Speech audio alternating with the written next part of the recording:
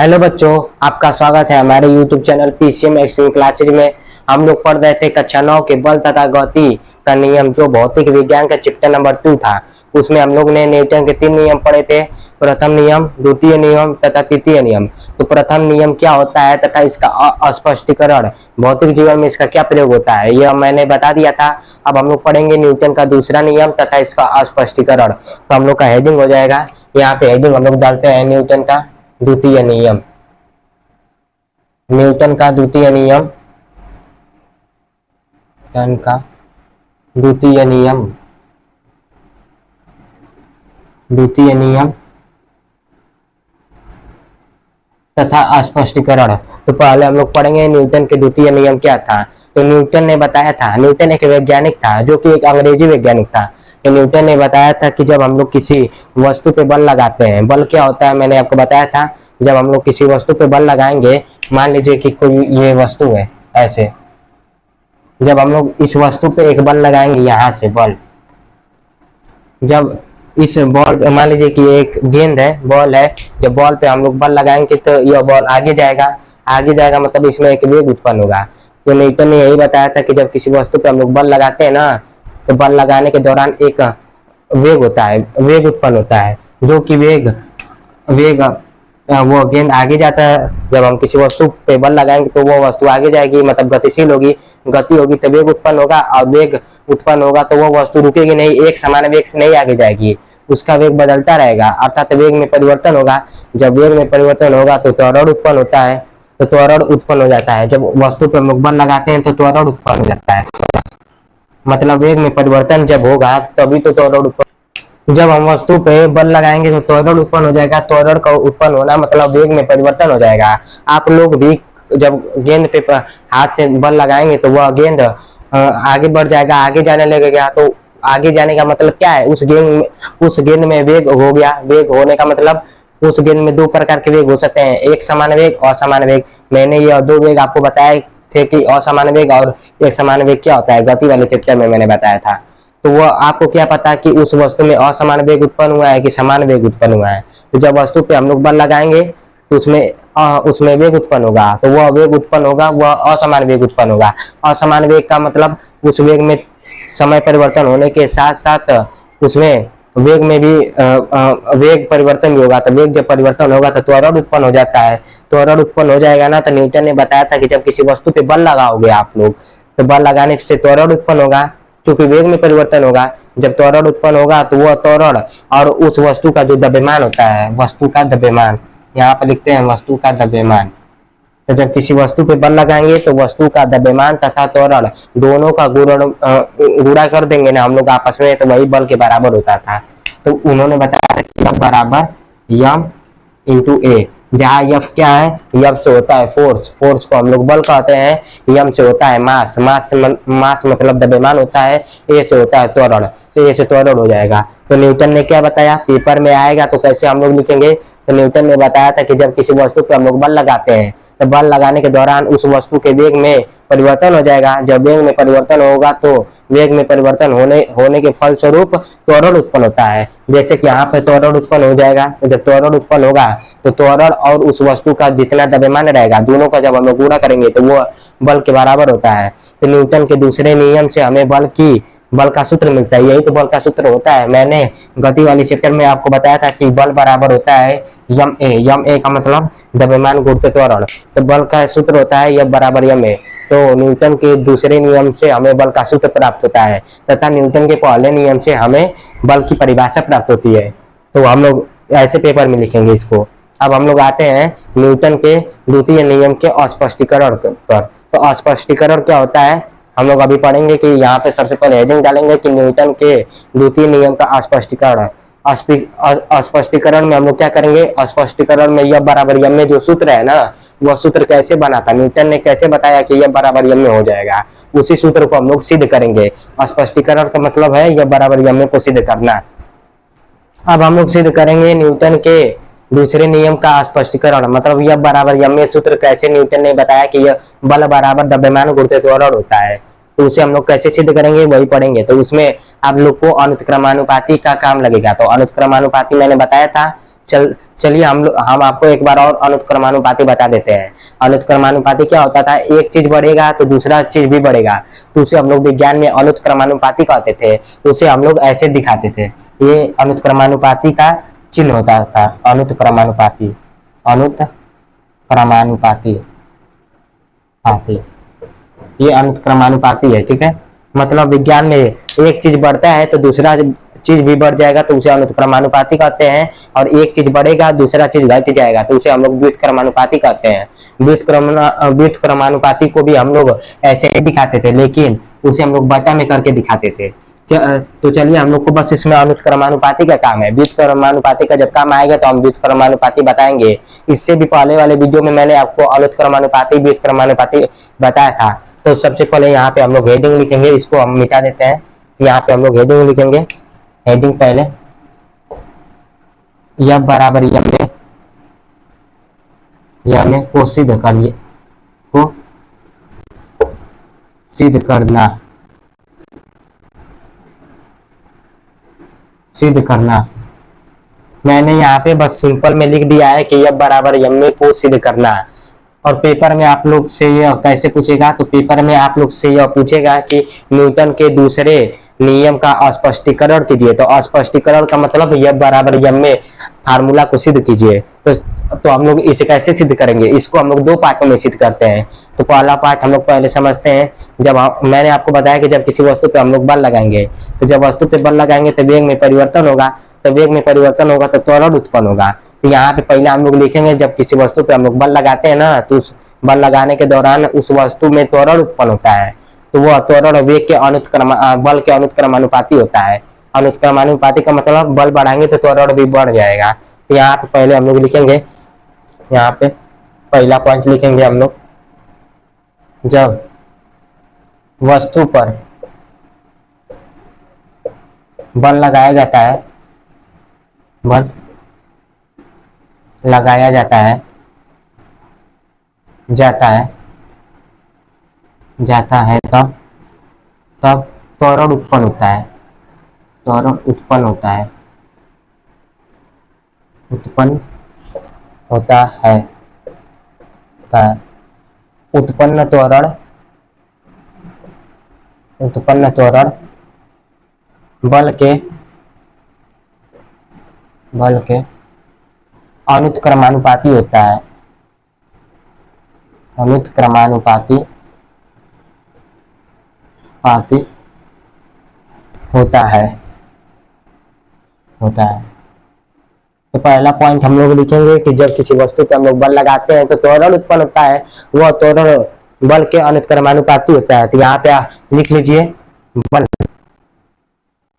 अनुत्क्रमानुपाती त्वरण, इसे हम लोग समीकरण नंबर एक मान लेते हैं। और दूसरा, तो ये पहला आप लोग को समझ में आ गया होगा। अब हम लोग इसके नीचे दूसरा भाग लिखेंगे कि जब किसी वस्तु पे हम लोग बल लगाते हैं तो लगाया गया बल और जो वस्तु का द्रव्यमान होता है, वो दोनों आपस में अनुत्क्रमानुपाती होते हैं। मतलब द्रव्यमान अनुत्क्रमानुपाती होता है बल का। तो जब बल बढ़ाएंगे तो द्रव्यमान भी बढ़ जाएगा, द्रव्यमान बढ़ाएंगे तो बल भी बढ़ जाएगा। तो नीचे हम लोग लिखेंगे, जब किसी वस्तु का पर बल लगाते हैं तो वह बल लगाया गया बल वस्तु के द्रव्यमान के अनुत्क्रमानुपाती होता है। तो नीचे लिखते हैं हम लोग, इसको भी पॉइंट 2 बना लेते हैं। लिखेंगे लगाया गया बल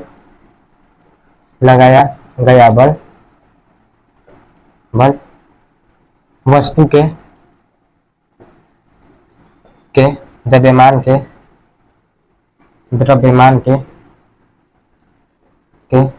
अनुत्क्रमानुपाती होता है,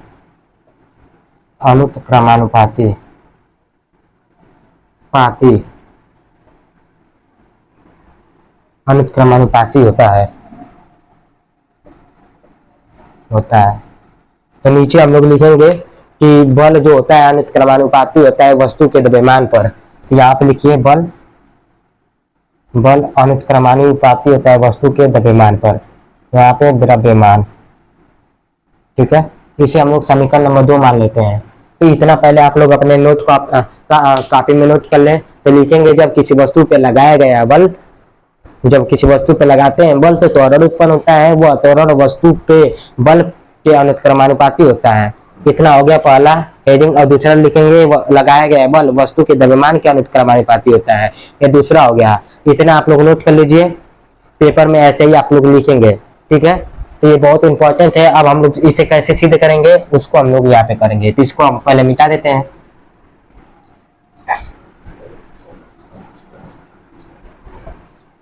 अब देखिए यहाँ पे अनुक्रमानुपाती का काम लगा है। अब काम लगेगा, अब हम लोग को क्या काम लगेगा, एक नियतांक के का काम लगेगा। नियतांक के का, पहले तो नियतांक क्या होता है, कोई नियत वैल्यू को नियतांक कहते हैं। जैसे कि जब किसी विज्ञान में जब अनुक्रमानुपाती को हटाते हैं हम लोग ना, तो वहाँ पे नियतांक का प्रयोग किया जाता है। तो यहाँ पे जब हम लोग, अब यहाँ पे पहला समीकरण क्या था आपका, यहाँ पे लिखते हैं हम लोग ब्लैक मार्कर से, F बराबर F अनुक्रमानुपाती A, और दूसरा था F अनुक्रमानुपाती M। ये पहला समीकरण, ये दूसरा समीकरण। अब इन दोनों का, अब इन दोनों को आपस में वो करेंगे, तुलना करेंगे। तो तुलना करेंगे ना, तो हम लोग को मिलेगा F अनुक्रमानुपाती M और A। तो F जो होता है बल अनुक्रमानुपाती होता है द्रव्यमान गुणित त्वरण का, इन दोनों का गुणा करते हैं हम लोग। तो अनुक्रमानुपाती होता है ना, तो जब भी विज्ञान में अनुक्रमानुपाती को हटाते हैं तो एक नियतांक का प्रयोग किया जाता है। यह चीज बहुत ध्यान रखिएगा। तो जब अनुक्रमानुपाती को हम लोग हटाएंगे ना, तो ये हो जाएगा F अनुक्रमानुपाती को हटाएंगे तो बराबर लाएंगे, तो एक नियतांक आता है जिस नियतांक का नाम है के एम ए हो जाएगा। के एक नियतांक है, तो नियतांक तो यहाँ पर हम लोग लिखेंगे जहां जहां के एक नियतांक है, नियतांक नियत मान मतलब नियतांक है, ठीक है। उसका मान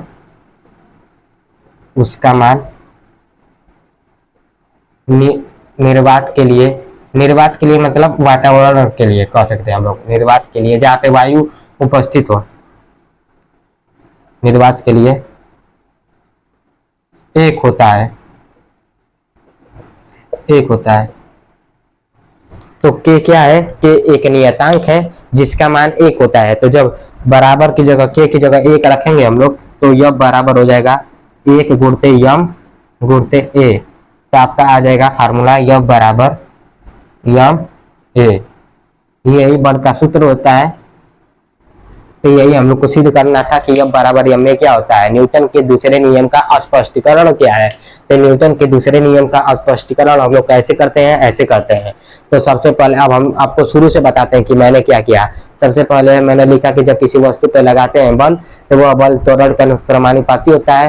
तो बल अनुक्रमानुपाती त्वरण, और दूसरा मैंने बताया लगाया गया बल वस्तु के द्रव्यमान के अनुक्रमानुपाती होता है। तो द्रव्यमान अनुक्रमानुपाती बल। अब ऐसे आप लोग कर देंगे, एक नियतांक लाएंगे, दोनों का गुणा करेंगे, नियतांक के आएगा, के का मान एक होता है। नियतांक के लिए के का, निर्वात के लिए के का मान एक होता है। निर्वात क्या होता है, निर्वात जैसे सामान्यतः वायु में कुछ भी होता है वो निर्वाती होता है। तो निर्वात के लिए के का मान एक होता है। तो यही बल का सूत्र था। तो न्यूटन के दूसरे नियम से हमें बल का सूत्र प्राप्त होता है, तथा न्यूटन के पहले नियम से हमें बल का परिभाषा प्राप्त होता है। ये बहुत इंपॉर्टेंट चीज है कि पेपर में पूछता है कभी कभी कि न्यूटन के प्रथम नियम से हमें क्या प्राप्त होता है। तो न्यूटन के प्रथम नियम से हमें बल का परिभाषा प्राप्त होता है, तथा दूसरे नियम से हमें बल का सूत्र प्राप्त होता है। तो ये न्यूटन के दूसरे नियम का स्पष्टीकरण था। यह बराबर यम ए सिद्ध कैसे करेंगे यह बता दिया है। अब हम लोग आते हैं अपने अगले टॉपिक, न्यूटन का तीसरा नियम। तो न्यूटन का तीसरा नियम क्या था, दूसरा मैंने बताया, पहला मैंने बताया। अब आते हैं हम लोग तीसरे पे। तो तीसरा न्यूटन ने बताया था कि जब हम किसी वस्तु पे बल लगाएंगे ना, तो वह अभी वस्तु हमारे पर उतना ही बल लगाएगी। मान लीजिए कि हम किसी वस्तु पे 5 न्यूटन का बल लगाएं, तो वह अभी वस्तु हमारे ऊपर 5 न्यूटन का बल लगाएगी। लेकिन परिमाण तो उतना ही लगाएगी, जितना हम लगाएंगे उतना वो लगाएगी, लेकिन दिशाएं अलग रहेगी। अगर हम धन दिशा में लगाएंगे तो वह वस्तु ऋण दिशा में लगाएगी, हम प्लस में लगाएंगे तो वह वस्तु माइनस में लगाएगी, और वह वस्तु अगर हम माइनस में लगाएंगे तो वह वस्तु प्लस में लगाएगी। कैसे लगाएगी यहाँ पे देखेंगे हम लोग। तो यहाँ पे मान लीजिए कि एक वस्तु है, ऐसे बना देते हैं इसको ये एक वस्तु है आपका, ए कोई वस्तु है ए। तब जब ए पर हम लोग ऐसे बल लगाएंगे ना 5 न्यूटन का, और जो वस्तु है वो वस्तु पत्थर का है, तो 5 न्यूटन का बल लगाएंगे तो यह वस्तु भी हमारे ऊपर 5 न्यूटन का बल लगाएगी।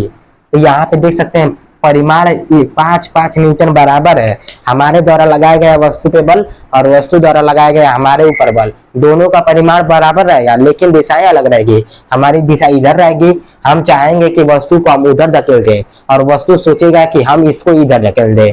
तो इस मेरी दिशा प्लस रहेगी तो इसकी दिशा माइनस रहेगी। ठीक है, तो ऐसे भी आप लोग देख सकते हैं कि जब किसी वस्तु पर हम लोग बल लगाएंगे तो वो अभी वस्तु हमारे ऊपर उतना ही बल लगाएगी, लेकिन विपरीत दिशा में लगाएगी। कैसे?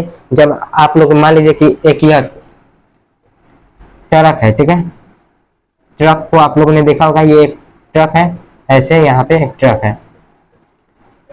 जब हम इस ट्रक पे 10 न्यूटन का बल यहाँ से लगाएंगे तो जो ट्रक रहेगा उसको तो हम लोग धकेल नहीं पाएंगे। 10 न्यूटन का बल बहुत कम होता है ट्रक को धकेलने के लिए।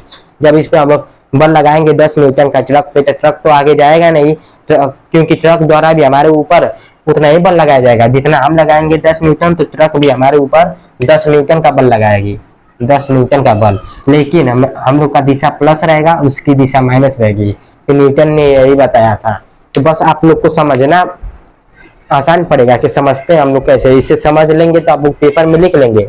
उतना भारी नहीं है, न्यूटन के तीनों नियम भारी नहीं है, बस समझना उसको भारी लगता है। तो समझ लीजिए कि क्या है, न्यूटन ने बताया कि जब किसी वस्तु पे हम लोग बल लगाएंगे तो वो अभी वस्तु हमारे ऊपर उतना ही बल लगाएगी, लेकिन माइनस दिशा में लगाएगी। तो हम लोग कह सकते हैं कि मैंने किसी वस्तु पे बल लगाया, F1 बल लगाया, ठीक है, और उस वस्तु द्वारा भी हमारे ऊपर कितना बल लगाया जाएगा, F1 बल लगाया जाएगा, लेकिन माइनस दिशा में लगाया जाएगा और मेरा प्लस रहेगा। ये दोनों का परिमाण बराबर रहेगा, लेकिन दिशाएं अलग अलग रहेंगी। तो न्यूटन का तीसरा नियम क्या था? न्यूटन का तीसरा नियम था कि जब किसी वस्तु पे लगाया गया बल, जब किसी वस्तु पे बल लगाएंगे तो वह भी वस्तु हमारे ऊपर उतना ही बल लगाएगी, लेकिन विपरीत दिशा में लगाएगी। तो न्यूटन का यही तीसरा नियम था। तो पेपर में ऐसे लिखेंगे, जब किसी वस्तु पे हम लोग बल लगाते हैं तो वो अभी वस्तु हमारे ऊपर उतना ही बल लगाती है। परिमाण तो बराबर होता है, लेकिन दिशा विपरीत होती है। अगर हम प्लस लगाएंगे तो वो वस्तु हमारे ऊपर माइनस का वो बल लगाएगी, माइनस दिशा में बल लगाएगी। दिशाएं बस विपरीत होंगी, लेकिन परिमाण उतना ही रहेगा। यही न्यूटन का तीसरा नियम था। ठीक है, अब हम लोग का अगला हेडिंग है संवेग। तो संवेग क्या होता है, तो इसे हम लोग कैसे समझेंगे? तो इसे समझने के लिए दो वस्तु आपको लेनी पड़ेगी। तो दो वस्तु का मतलब, एक हम लोग सबसे पहले एक गेंद ले लेते हैं, दो गेंद लेंगे, एक गेंद रबड़ का रहेगा, एक गेंद प्लास्टिक का रहेगा। तो जब हम लोग रबड़ के गेंद और प्लास्टिक के गेंद दोनों को एक समान वेग से फेंकेंगे। किस वेग से फेंकना है आप लोग को? एक समान वेग से। तो जब रबड़ के गेंद को फेंकेंगे हम लोग और प्लास्टिक के गेंद को भी फेंकेंगे एक समान वेग से, तो रबड़ को गेंद को रोकने के लिए हमें अधिक बल लगानी पड़ेगी, क्योंकि रबड़ का गेंद का जो द्रव्यमान होता है अधिक होता है और प्लास्टिक के गेंद का होता है द्रव्यमान कम होता है। प्लास्टिक के गेंद को अगर हमें रोकना है तो उस पर कम बल लगाएंगे, और रबड़ के गेंद को रोकना है तो हमें अधिक बल लगाना पड़ेगा। मान लीजिए कि यहाँ पे एक गेंद है, यहाँ पर दो गेंद है, ये आपका जो ऐसे जो रंगा हुआ गेंद है वो एक रबड़ का गेंद है और यह एक प्लास्टिक का गेंद है। तो जब प्लास्टिक के गेंद को हम लोग यहाँ पे मान लीजिए कि 10 मीटर प्रति सेकंड के वेग से फेंके हैं, तो इसको भी 10 मीटर प्रति सेकंड के वेग से फेंकेंगे। इन दोनों को जब हम लोग फेंकेंगे तो जो रबड़ वाला गेंद रहेगा इसे रोकने के लिए अधिक बल लगाएंगे, अधिक बल, और इसको रोकने के लिए हम लोग कम बल लगाएंगे, कम बल लगाएंगे।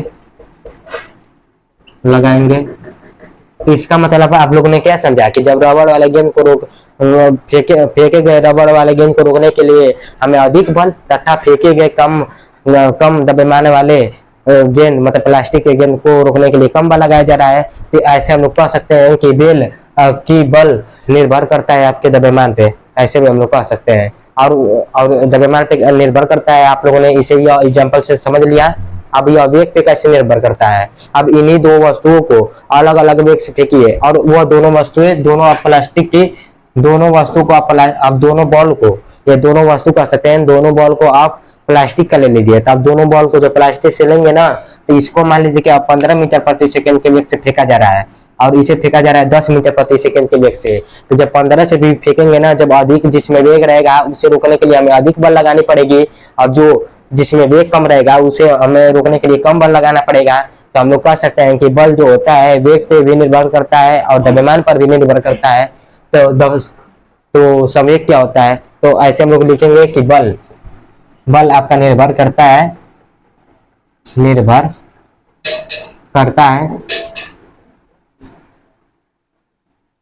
द्रव्यमान तथा वेग पर।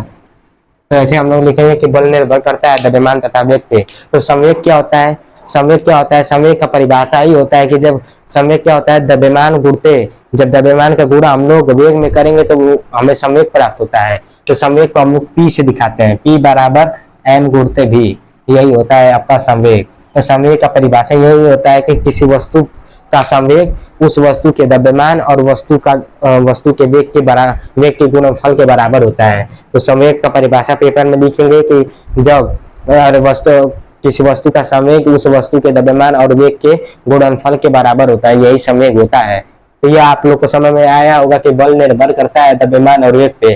कैसे निर्भर करता है? वेग अधिक रहेगा तो बल अधिक लगाना पड़ेगा, वेग कम रहेगा तो बल कम लगाना पड़ेगा। और वस्तु का द्रव्यमान अधिक रहेगा तो भी बल अधिक लगाना पड़ेगा, वस्तु का द्रव्यमान कम है तो कम बल लगाना पड़ेगा।